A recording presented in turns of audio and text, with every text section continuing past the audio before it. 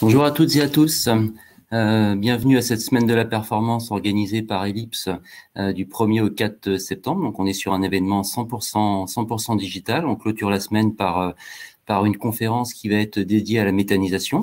Je suis Hervé François, je suis directeur du pôle agronomie environnement chez Ellipse. Et durant ces 30 minutes, avec GRDF, avec Evalor, et en compagnie d'Ellipse, nous allons vous présenter les clés pour réussir un projet méthanisation. Vous allez avoir la possibilité, d'un point de vue pratico-pratique, d'interagir au moment des prises de parole, comme certains sont en train de le faire dans la partie chat. Voilà. Vous allez aussi avoir la possibilité de poser toutes les questions que vous souhaitez poser dans la rubrique qui porte ce même nom, questions. Nous allons en fin d'intervention, durant une quinzaine de minutes, apporter les réponses à ces questions. Et si jamais nous n'arrivons pas à traiter toutes les questions, elles trouveront forcément une réponse à l'issue de la présentation. Voilà pour les détails pratiques. Je vais commencer peut-être l'intervention en vous mettant à l'écran les 4 temps qui vont jalonner ce webinaire. Un premier temps qui va être consacré à la démarche projet pour lancer un atelier méthanisation. Un deuxième temps consacré à l'injection du biogaz dans le réseau. Et enfin, un troisième temps consacré au dimensionnement d'un projet durable et responsable en matière de méthanisation. La méthanisation s'inscrit en plein dans les énergies renouvelables et dans le contexte de changement climatique qui se présente à nous depuis quelques années.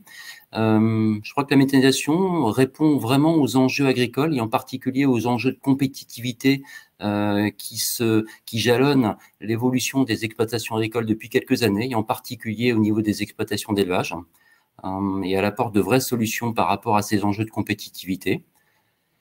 La méthanisation est à considérer comme un vrai projet en fait. C'est un projet à part entière sur une exploitation agricole qui est jalonné de différentes étapes. Et il est important de pouvoir franchir ces étapes pas à pas avec succès, ce qui suppose quelque part d'adopter une posture d'approche globale. C'est quelque chose qui est important. On va mobiliser différents lots d'expertise et de compétences au travers d'un projet méthanisation et cela suppose de bien s'entourer de différents experts pour mener à bien son projet et le mener avec succès en fait. Par rapport à ces différents éléments introductifs, c'est ce que nous allons vous présenter durant ces trois prises de parole. Et on va commencer dans l'immédiat avec une première prise de parole donc, de la part de Marie Thomas, qui va vous présenter donc, la démarche projet au niveau d'un atelier de méthanisation. Marie, je te transmets la parole. Merci Hervé. Je voulais au préalable dire que là, on parle de méthanisation agricole, hein. C'est-à-dire qu'il s'agit d'une méthanisation des projets qui sont portés par des structures qui sont majoritairement détenues par des agriculteurs et avec au minimum 60% de la matière organique qui est traitée, qui est d'origine de ces exploitations agricoles. Alors, de quoi parle-t-on quand on parle d'un projet de méthanisation?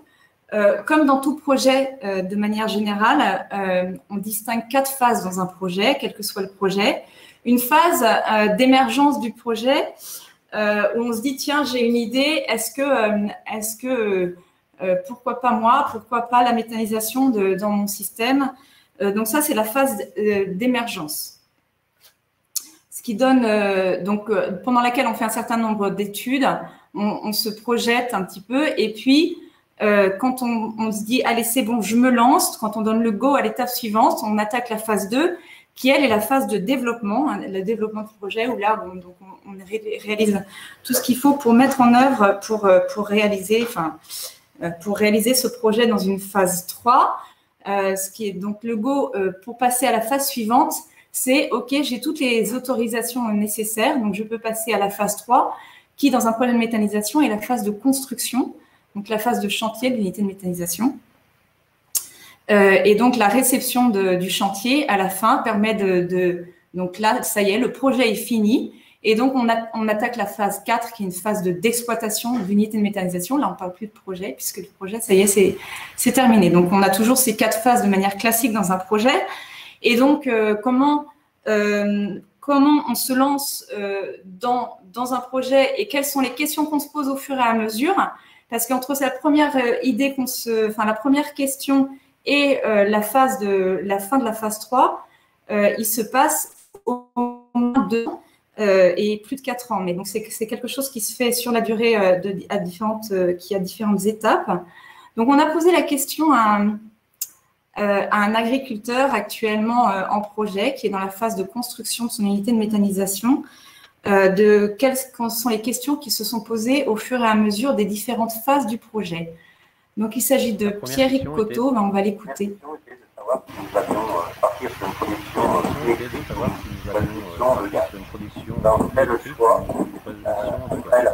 Nous avons fait le choix, après la faisabilité technique, de produire du gaz. Notre question était quelle quantité de gaz puis-je produire à partir de ma production d'effluents? Est-ce qu'il faut compléter avec des intrants d'origine végétale type cive? Combien d'hectares dans mon assolement et quel impact sur ma rotation? L'épandage du digestat plutôt que des effluents, quel impact sur la fertilisation des sols? Pourrais-je respecter les seuils réglementaires? Et à combien peut-on chiffrer les économies d'engrais chimiques?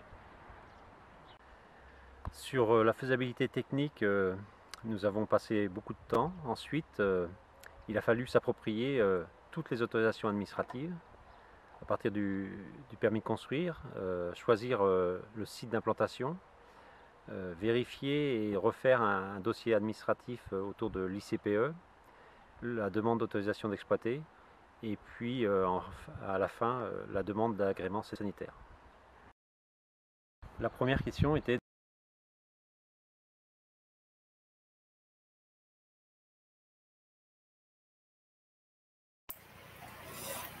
donc, on entend que dans les questions que se pose Pierrick au début quand il se pose toutes ces questions, que ce sont des questions qui sont en lien avec son système d'exploitation.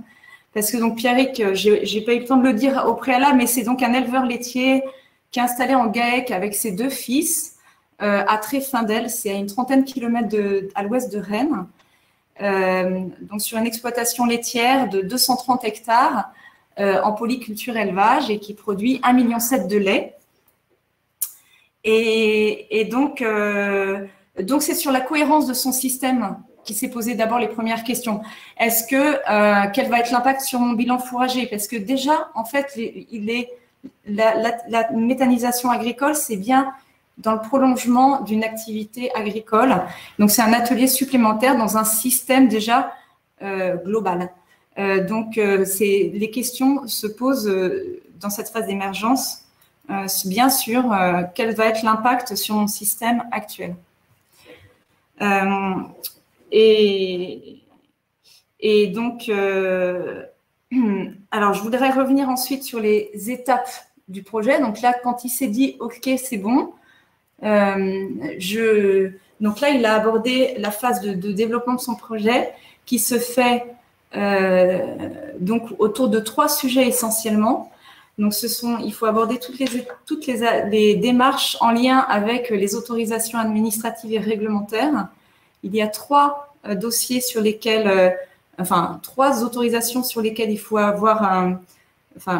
il faut obtenir un document qui nous permette d'aborder, développer le projet. C'est la démarche ICPE, le permis de construire et l'agrément sanitaire. Donc, ce sont des choses qu'on aborde pendant le développement de projet.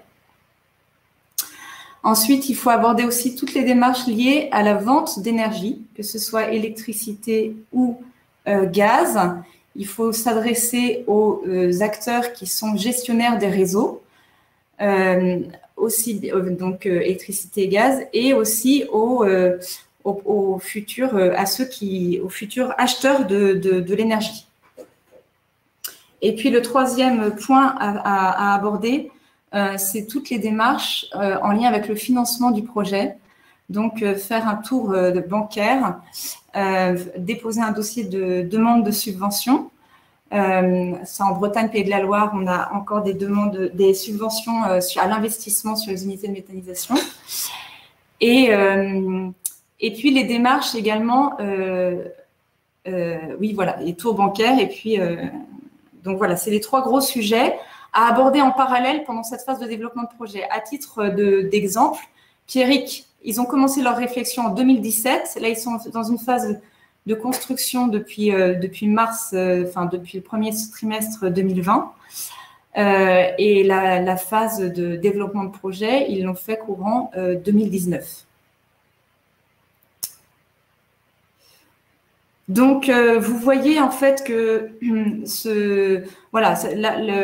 l'approche projet pour un projet de méthanisation, ça requiert différentes expertises. Et du coup, nous, chez Ellipse, on peut accompagner les agriculteurs sur tous les sujets qui potentiellement les concernent, aussi bien réfléchir à l'agronomie de leur projet. Donc, quels vont être les impacts en termes de fertilisation, en termes d'assolement, de rotation, sur leur système d'élevage, par rapport à l'alimentation des bêtes également, la méthanisation a un impact, sur le système fourrager, sur la conduite du troupeau, donc évidemment sur tout ce qui est main-d'œuvre et stratégie d'entreprise également, et sur les dimensions aussi de tous les dossiers à faire en termes réglementaires, ICPE, agrément sanitaire. Et puis également sur un service, aborder le côté permis de construire du projet de méthanisation. Voilà, c'est ce que je voulais vous dire. Je vous remercie. Je te repasse la main, Hervé. Bien, merci à Marie pour son exposé qui nous permet de voir effectivement qu'un projet méthanisation est jalonné de plusieurs étapes. C'est vraiment quelque chose de multi-expertise, multidimensionnel. Ça prend du temps. En étant bien entouré, on doit mener à bien son projet. Il y a une étape importante qui est la phase d'injection du biogaz dans le réseau. On l'a évoqué tout à l'heure au travers du propos de Marie. Et ce que je vous propose, c'est qu'en compagnie de Pascal Garçon, donc responsable développement gaz vert chez GRDF, nous passions un petit instant sur cette partie injection du biogaz de manière à en savoir un peu plus, et notamment le nerf de la guerre, l'aspect financier, l'aspect argent, et en particulier la notion de rachat et de tarif. Pascal, la parole est à toi. Merci Hervé. Bonjour à toutes et à tous. Je tiens tout d'abord à remercier toute l'équipe d'Ellipse pour nous permettre d'avoir ce temps de parole. Donc, merci à Hervé, Marie et Pierrick en particulier pour ce temps. Donc là, l'idée, effectivement, c'est de parler injection et de vous présenter assez rapidement les fondamentaux de l'injection de biométhane dans les réseaux. Avant cela, je vais me permettre de faire un petit état des lieux de là où on en est à fin août sur l'injection de biométhane. Donc, vous connaissez l'engouement particulier autour de la méthane depuis quelques années en France, et cet engouement est particulièrement marqué sur notre région ouest. Donc, il y a un peu plus de 700 unités qui injectent en cogé en France, une grosse centaine sur l'ouest. Côté injection, donc l'injection a démarré un petit peu plus tard dans le calendrier. Donc, à fin août, il y a 149 sites qui injectent du biométhane en France. Il y a 41 de ces sites qui sont situés sur les régions de l'Ouest, qu'on connaît bien, donc Bretagne, Pays de la Loire, Normandie. Donc voilà, grosse dynamique d'ores et déjà sur le parc existant, et puis sans doute une part de l'Ouest qui va continuer à augmenter, puisqu'on observe, comme vous pouvez le voir en bas à gauche de cette page, une grosse dynamique de projets identifiés sur réseau de distribution, avec quasiment 500 projets identifiés par les équipes de GRDF sur les régions du Grand Ouest. Donc voilà, une forte dynamique, on l'a tous en tête, c'est pour ça que ce webinaire existe notamment. Dans l'état des lieux du moment et l'actualité du moment, c'est l'actualité tarif. Donc c'est un sujet qui est en train d'avancer. Les pouvoirs publics ont souhaité début 2019 remettre à plat le système actuel qui date de 2011. Donc là, au moment où on se parle, les choses sont en train de s'accélérer puisque les pouvoirs publics ont commencé les consultations auprès d'instances françaises et auprès de l'Europe. Donc d'ici quelques semaines, on pourra en parler assez librement et assez concrètement, mais peut-être dans un format un petit peu plus long puisque c'est un sujet qui est quand même un petit peu complexe. Donc voilà pour l'état des lieux et l'actualité assez rapidement. Concernant les fondamentaux pour envisager l'injection d'une production de biométhane dans le réseau de gaz naturel, eh bien, on va distinguer deux phases. La première, c'est évaluer les possibilités de raccordement au réseau. Et puis la deuxième, c'est se raccorder précisément au réseau de gaz naturel. Donc, concernant la partie évaluation des possibilités de raccordement, côté GRDF, on propose deux choses. La première, c'est une analyse préliminaire, donc c'est une analyse gratuite pour tous les porteurs de projet qu'on est capable de faire en quelques jours, voire quelques heures, qui permettent d'estimer la distance au réseau, estimer la capacité du réseau, estimer un coût de raccordement, de façon à donner un premier ordre d'idée aux porteurs de projet. Donc cette étude, elle est gratuite, je le rappelle, et puis on est capable de répondre assez vite. Ensuite, comme l'a souligné Marie, il y a différentes étapes. Donc au fil de la maturation du projet, à un moment donné, il faut réserver une place dans le registre, il faut avoir des certitudes sur la capacité du réseau à recevoir le biométhane. Donc tout ça se concrétise dans une étude détaillée. Donc c'est un terme qui est bien connu dans le jargon du biométhane. Donc une étude détaillée qui va permettre de confirmer tous ces points-là, donc de prendre une place dans le registre de capacité, de déterminer précisément la capacité de la zone à accueillir la production de biométhane envisagée. Et cette étude, elle est engageante, donc elle donnera également le prix de raccordement. Donc là, on n'est plus dans la gratuité, c'est cette étude qui sera exigée dans toutes les démarches ultérieures, donc à un coût au 1er juillet 2020 de 10 749 €. Donc voilà, donc deux phases importantes dans la partie évaluation des possibilités de raccordement.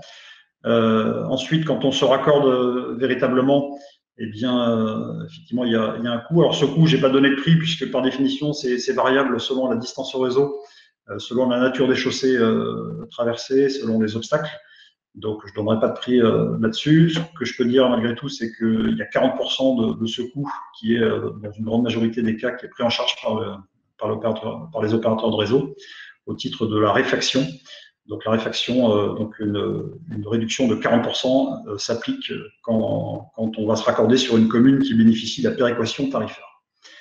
Donc ça existe déjà depuis 2017. Les nouveautés 2020 à souligner, c'est des nouveautés apportées par le droit à l'injection, qui permet de prendre une grosse partie des coûts de renforcement à la charge des opérateurs de réseau. Donc c'est une première avancée importante de début 2020. Et puis la seconde, c'est enfin les règles de partage des coûts qui ont été définies dès lors qu'une extension de réseau bénéficie à plusieurs porteurs de projet. Donc ça veut dire aujourd'hui que non seulement les coûts sont le plus optimisés possible, mais qu'en plus on est capable d'envisager des raccordements sur des distances qui sont de l'ordre de la dizaine, quinzaine, vingtaine de kilomètres, dès lors qu'on a plusieurs projets sur un tracé. Donc ça, c'est une avancée significative de 2020. J'enchaîne sur quelques notions de coûts une fois que le site est en exploitation. On est dans la phase 4 que décrivait Marie tout à l'heure. Il y a trois coûts essentiels. Le premier, côté réseau de distribution, en tous les cas, c'est une redevance annuelle de poste, puisque le poste n'est pas acheté, il ne figure pas dans les capex du projet, il fait l'objet d'une redevance annuelle. Donc la redevance, elle coûte entre 50 et 56 kg € à l'année selon les cas, selon les pressions de service et selon la présence d'autorisation ou pas. Donc un poste important dans les OPEX d'un projet. À ça, il faut ajouter également des coûts d'analyse périodiques.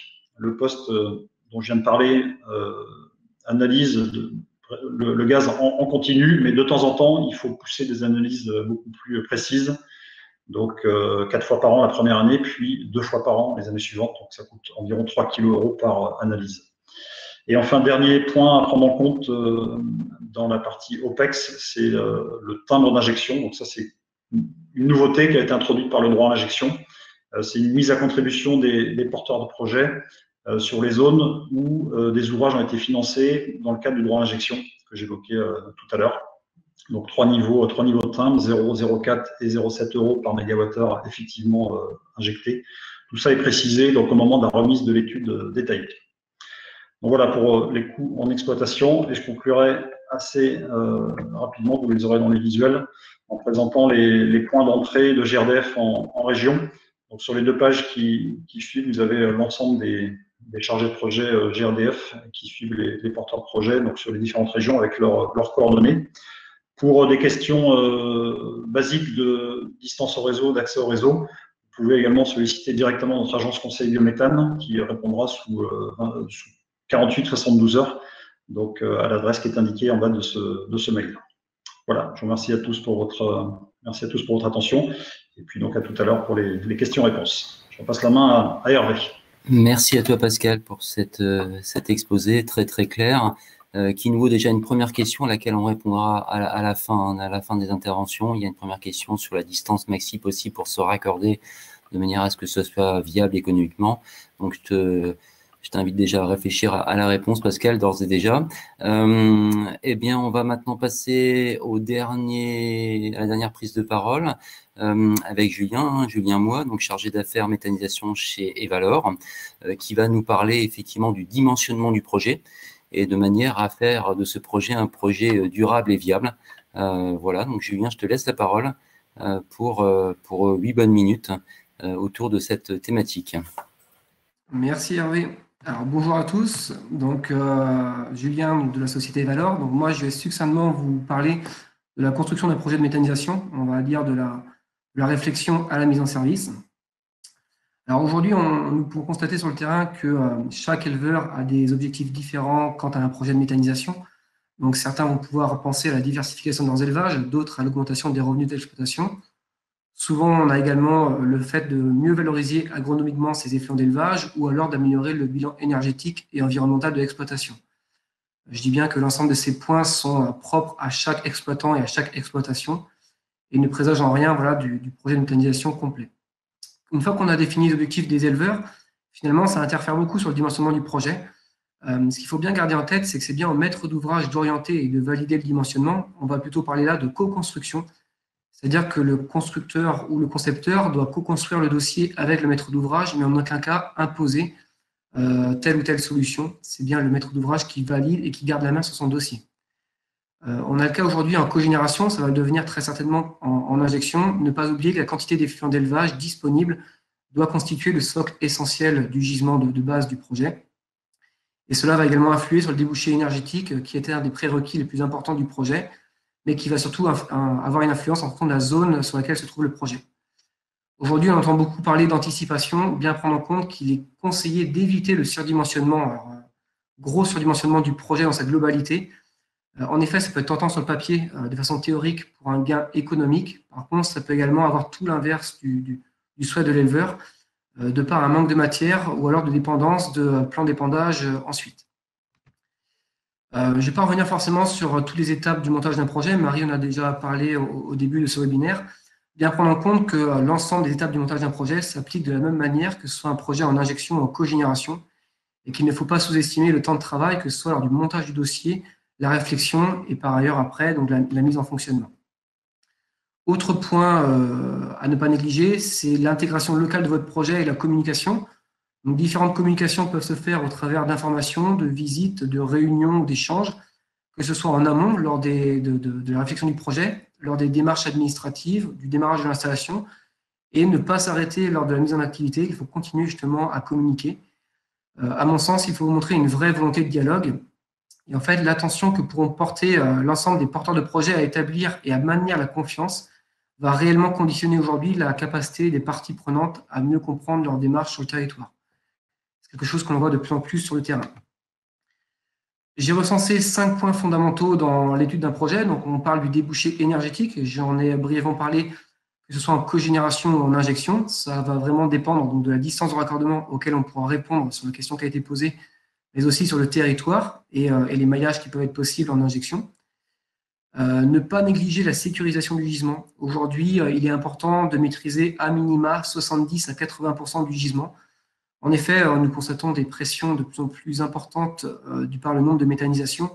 Ne pas oublier qu'un projet de méta, c'est 15 ans, et non pas seulement 1 an, 2 ans, 3 ans, et que le prévisionnel théorique de rentabilité va bien se faire sur 15 ans et sur la disponibilité des matières. Pour ce faire, il faut maîtriser le foncier, et la maîtrise du foncier va également avoir un gros impact en termes de retour au sol. Attention à ne pas vouloir forcément, des fois, faire un projet trop conséquent au risque de ne pas être autonome en termes de surface au sol pour des unités d'azote ou de phosphore. Là aussi, ça peut devenir contre-productif. Ne pas négliger l'aspect ressources humaines. Aujourd'hui, donc, on a comme critère que donc, 1 normomètre cube en injection, ça équivaut à peu près à 4,5 kW en cogénération, et prendre en compte qu'il faut à peu près 1 heure de travail pour 100 kW. Donc, on arrive très vite sur des projets moyens bretons à entre 60 et 80 normaux, à devoir disposer de 2 à 3 heures minimum de travail si ce n'est pas un mi-temps. Et là, je parle bien seulement process, je ne parle pas forcément récolte des cultures entre-temps. Et après, donc l'équilibre financier du projet, qui lui va être très dépendant des OPEX et des CAPEX de départ du projet, et va également fortement dépendre du suivi biologique qui en est fait de par le constructeur ou des organismes indépendants durant les 15 ans de vie du projet. Sur cette diapo, je vous ai brièvement mis un petit peu les principaux intrants. Donc, en effet, on voit que les matières végétales ont un impact méthanogène bien plus important que les effluents d'élevage. Attention également, quand on parle de culture énergétique, par exemple le maïs en silage, nous sommes limités à 15% du tonnage brut dans la ration. Et un approvisionnement qui est maîtrisé et une bonne connaissance de ces intrants va conditionner la performance d'une unité. On entend de plus en plus dire également de forts rendements d'ossifs, de maïs, etc. Attention à bien tester sur plusieurs années sur son propre élevage différentes espèces pour savoir lesquelles est le mieux adapté à son exploitation. Également en termes de rendement, ne pas forcément se dire le voisin fait 8 tonnes, je vais faire 8 tonnes. Attention, chaque cas est particulier. Donc là, j'ai brièvement parlé une fois de plus donc des intrants. C'est vraiment une stratégie sur laquelle il faut bien la penser. Et il faut avoir une vraie pertinence agro-environnementale sur l'exploitation. La méta s'insère bien dans un projet global d'exploitation. C'est une activité supplémentaire. Par contre, l'activité principale va rester vos activités d'élevage déjà présentes, élevage laitier, porcin ou autre. Et en cas d'année culturelle un peu plus compliquée, c'est bien vos élevages qui doivent être prédominants en termes d'approvisionnement de matière. On a parlé un petit peu de la biologie, donc bien penser qu'il faut maintenir l'équilibre de la digestion pendant les 15 ans de durée de vie du projet, et que pour ce faire, un suivi quotidien des paramètres du milieu, donc tout ce qui est pH, température, composition du biogaz, reste très important. Donc pour ce faire, il faut bien penser à l'équipement que peuvent mettre l'ensemble des constructeurs dans les méthanisations. Et il faut également réaliser des analyses régulières sur les matières entrantes ainsi que sur le digestat. Ne pas négliger non plus l'impact temps de travail que cela va demander. Ensuite, on voit aujourd'hui qu'il y a toute taille d'installation avec des rentabilités également toutes différentes et des investissements différents également. Ne pas négliger que même sur une petite installation, il faut qu'elle soit équipée et lui permettre de suivre les performances techniques et biologiques de son installation. Et que pour ce faire, il est également recommandé de suivre des formations spécifiques au suivi biologique au travers du contrat de suivi biologique que le constructeur peut proposer, mais également d'un prestataire spécialisé et également que l'ADEME ou la Chambre d'agriculture préconise des formations et mettent en place des tuteurs. Voilà. Je vois qu'on est un petit peu pris par le temps également. Hervé, je vais te repasser la main. J'ai été assez vite. Alors, mais merci à toi, Julien. Non, on est parfait dans le timing. On est parfait. C'est inespéré d'ailleurs. Merci à toi, Julien, pour cette présentation. Avant de conclure, on va vous passer une petite vidéo, toujours de Pierrick Coteau, donc agriculteur et porteur de projet, pour quelque part les questions qu'il se pose sur le projet en fonctionnement. Une fois que ça fonctionne, quelles sont les questions qui se font jour auprès du porteur de projet? Pouvoir produire le maximum de gaz dès le début. Pour cela, nous aurons besoin de connaître la valeur méthanogène de nos intrants, connaître aussi la valeur fertilisante du produit sorti de la méta et la qualité bactériologique pour pouvoir les utiliser correctement de façon à optimiser la fertilisation de nos sols. Nous aurons besoin d'anticiper nos stocks de matières premières, que ce soit fumier, lisier ou lessive, pour pouvoir maîtriser la production sur l'année. Pour une production telle que la production de gaz, il nous faut un véritable pilotage au quotidien. Pour cela, il faut anticiper. Et pour anticiper, nous aurons besoin d'un accompagnement technico-économique.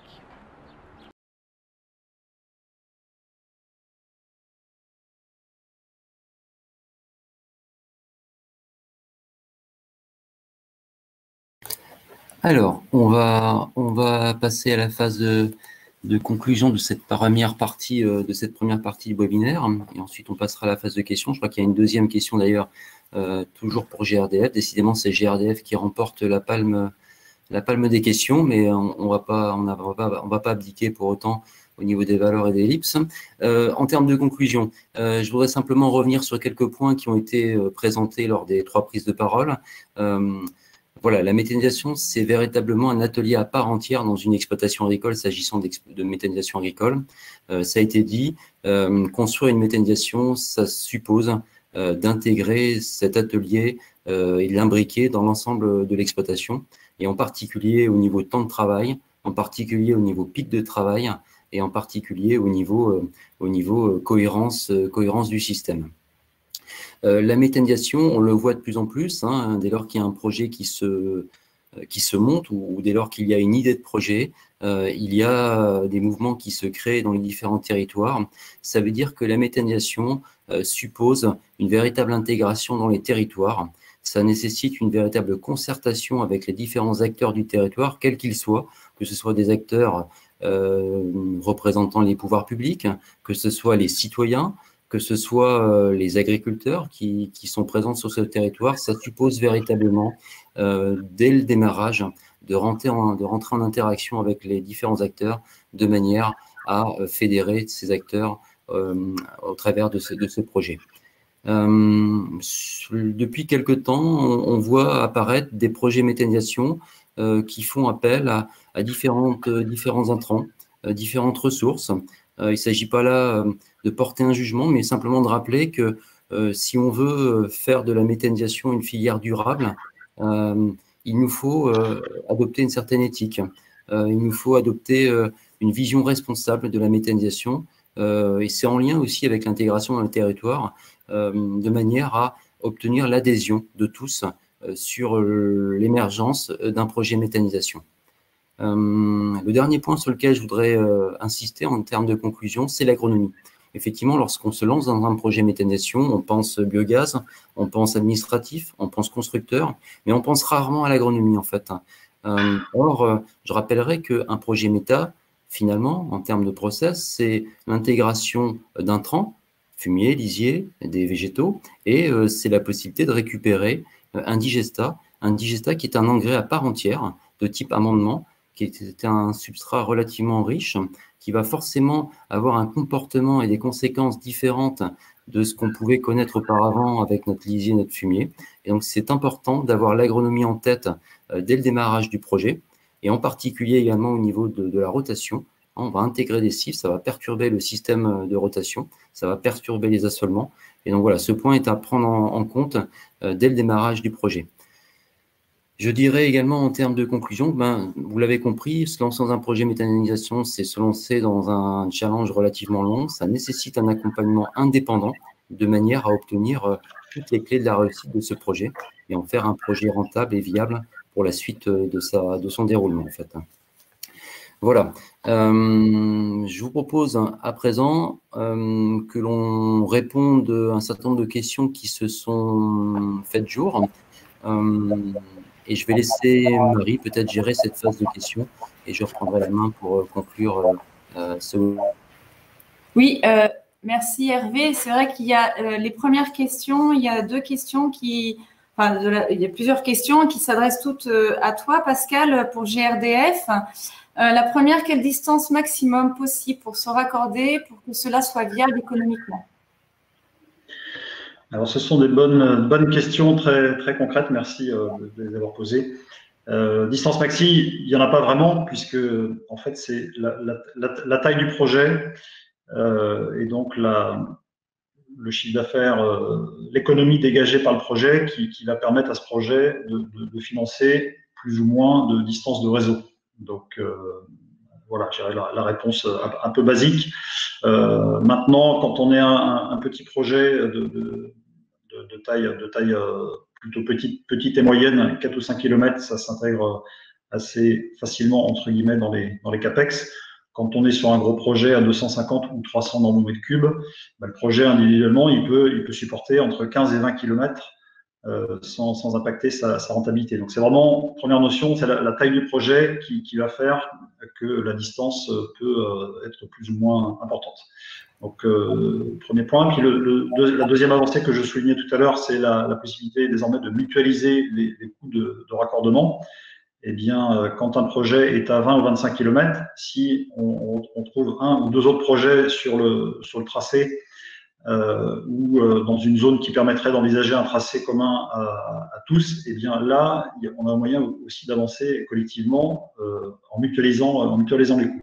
Donc, de fait, cette nouvelle règle de partage des coûts ouvre aussi des possibilités pour aller encore plus loin. On a un exemple à l'étude actuellement en Morbihan où on fait une quarantaine de kilomètres pour 4 projets. Donc voilà, ça illustre qu'ils ne sont pas des gros projets, mais voilà, ça illustre concrètement ce que peut apporter aussi cette approche en matière de mutualisation des coûts. J'en profite pour répondre, j'espère avoir répondu d'une part à cette première question. Je poursuis la réponse en prenant un bout de la deuxième question. Que se passe-t-il si de nouveaux projets viennent se raccorder a posteriori sur une extension de réseau financée par les porteurs de projets? Eh bien, ce que j'évoquais tout à l'heure sur la mutualisation des coûts, les règles prévoient également ce cas de figure. Imaginons un projet avec 3 porteurs de projets qui se raccordent, qui cofinancent l'extension.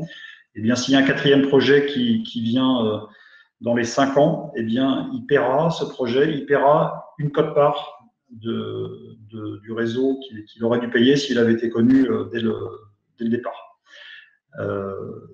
Donc voilà. Donc voilà, s'il y a un nouveau projet, il ne profitera pas pleinement de l'opportunité présentée par ce développement de réseau. Il paiera aussi son ticket. Donc ça, c'est une avancée importante aussi, puisque quand on calcule une approche de mutualisation des coûts de réseau, eh bien tous les porteurs de projets potentiels ont intérêt à se manifester dès le début pour être pris en compte dans le calcul initial, et là, ça bénéficiera à tout le monde. Parce que si ce n'est pas le cas, donc le premier porte, imaginons qu'il n'y ait qu'une seule personne qui porte au début le raccordement.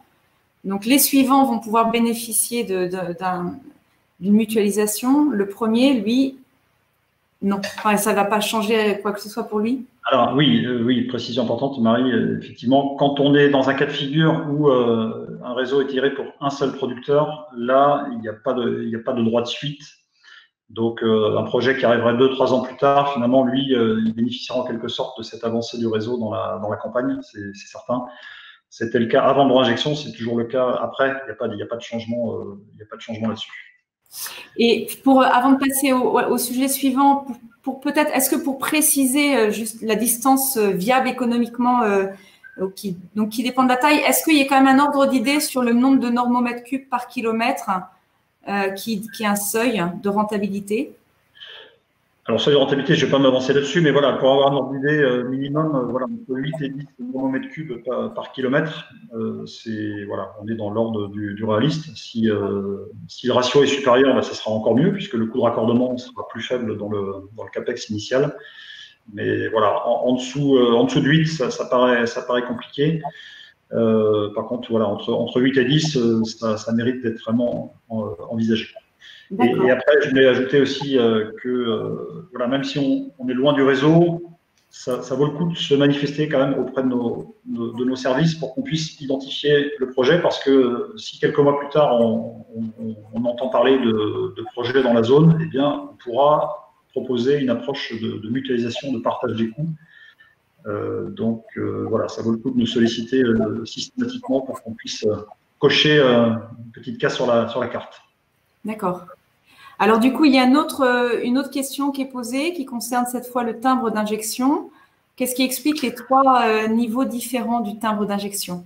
Alors 3 niveaux, donc ça s'explique, je vous rassure, effectivement, je suis passé très vite là-dessus. Donc le timbre d'injection, je rappelle qu'il il est mis en place pour permettre aux porteurs de projet de contribuer à une partie des charges d'exploitation qui sont liées aux ouvrages financés par le droit à l'injection. Donc les ouvrages, ce sont des maillages, des renforcements de réseau et puis des rebours. Tous ces ouvrages sont coûteux à l'investissement, mais c'est pris en charge majoritairement dans le droit à l'injection. Par contre, la partie exploitation, elle repose beaucoup sur les épaules des consommateurs de gaz, donc des 11 millions de consommateurs. Donc le législateur a souhaité mettre à contribution pour une partie des coûts les porteurs de projet, parce qu'un rebours, par exemple, eh bien, ça consomme beaucoup d'électricité, parce que tout réseau gaz, eh bien, ça nécessite une surveillance régulière, du dépannage, etc. si besoin. Donc tout ça, ce sont des charges d'exploitation qu'il faut supporter. Et donc les pouvoirs publics n'ont pas souhaité faire tout supporter par les consommateurs de gaz, qui supportent déjà beaucoup de coûts, pour aussi ne pas hypothéquer la compétitivité durable du gaz. Donc voilà, petit rappel. Autre point, je ne l'ai pas cité tout à l'heure, mais le droit à l'injection, il va s'appliquer pour tous les contrats d'injection qui sont signés depuis le 1er juillet 2020. Donc ça va concerner des mises en service qui auront lieu au mieux à partir de mi-2021, au plus tôt. Donc, ça ne concerne pas tous les projets qui injectent déjà et tous ceux qui ont signé leur contrat d'injection avant le 30 juin 2020. Ensuite, trois niveaux. Eh bien, en fait, les 3 niveaux sont connectés à la nature des ouvrages qui ont été construits. Donc le niveau 0, ça veut dire qu'il n'y a pas eu de renforcement. Il n'y a pas eu nécessité de mettre en place des renforcements, donc ça sera 0. Il y a un timbre niveau 1 mais qui est à 0.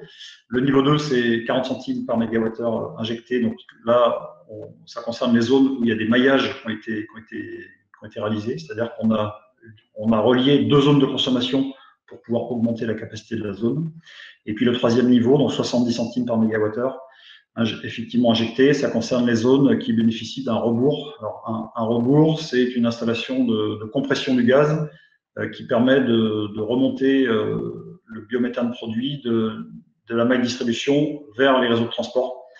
Et donc ça, c'est très positif pour les projets puisque derrière, on a des capacités d'injection qui sont quasiment illimitées. Alors, ce sont des ouvrages qui coûtent quelques millions d'euros et qui coûte aussi à l'exploitation. Donc le niveau de timbre est un peu plus élevé, donc à 0,7 € par mégawattheure effectivement injecté.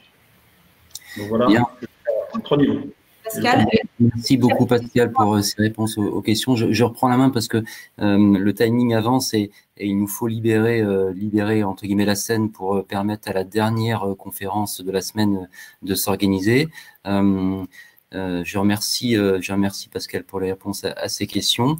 Je voudrais simplement, avant de terminer, vous partager quelques éléments que j'ai oublié de vous partager tout à l'heure pour poursuivre ces échanges. Il y aura sans doute plein d'autres questions et on sera amené à y répondre à l'occasion de portes ouvertes qu'on va organiser sur la dernière partie de l'année.